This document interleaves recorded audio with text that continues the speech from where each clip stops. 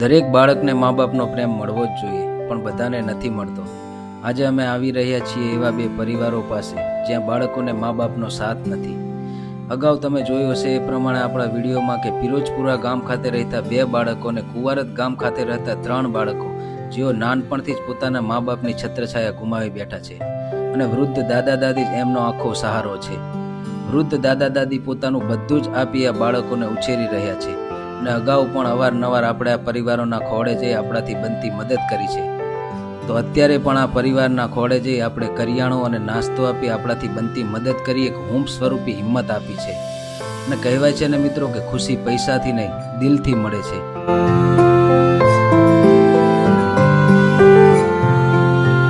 કે તમે પણ કોઈની મદદ કરો તો દુનિયા વધુ સુંદર લાગશે. જો તમને પણ કોઈની મદદ કરવાની તક મળે તો જરૂરથી કોઈની મદદ કરો. અને કહેવાય છે કે નાની મદદ મોટી ખુશી, સાચી કમાણી લોકોના આશીર્વાદ.